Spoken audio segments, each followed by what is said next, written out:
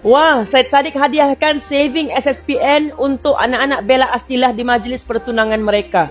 Kalau mau pilih pasangan, kena pilih pasangan yang peduli tentang pendidikan anak-anak di masa depan. Kata seorang aktivis terkenal, Nelson Mandela, education is the most powerful weapon to change the world. Berapa ramai orang yang keluar daripada universiti, confirm hutang PTPTN dia dapat, pekerjaan dia belum confirm lagi dapat setara dengan apa yang dia sudah belanjakan masa belajar dulu. Dan berapa ramai orang yang sampai umur 30-40 hutang PTPTN pun tak settle. Sebab itulah parents, penting untuk anda bila dapat duit raya anak-anak, instead of bagi orang belanja semuanya untuk beli mainan, simpanlah untuk masa depan mereka supaya mereka tak terbeban nanti dengan hutang pendidikan. Itu satu. Yang kedua, simpan di tempat instrumen yang betul, iaitu kalau anda simpan dalam bank, dia akan dimakan inflasi sekitar 4% setahun. Tapi kalau anda simpan dalam SSPN, ada dividen yang mana dividennya sekitar 4%.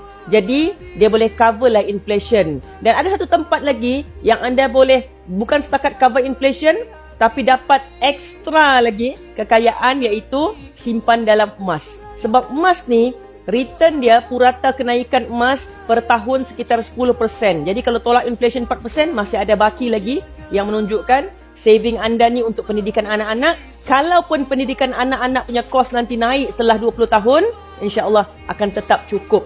Dan saya buat kira-kira untuk 100 gram ni, kalau anak tu daripada dia lahir lagi simpan konsisten sampai di umur 20 tahun, anda hanya perlu simpan kurang daripada 0.5 gram sebulan. Tapi yang lebih best lagi, kalau anda simpan dekat akaun Gap Public Gold, minimum RM100 sekali simpan dan tidak ada syarat wajib simpan setiap bulan.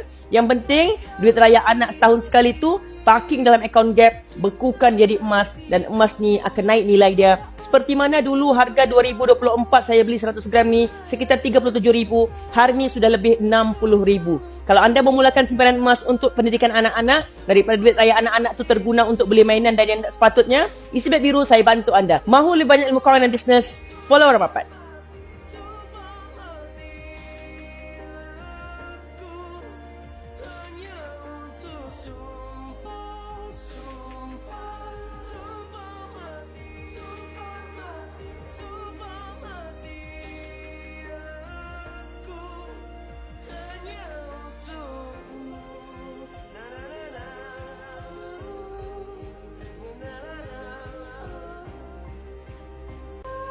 Akan selalu abadi, walau takdir tak pasti, kau selalu di hati.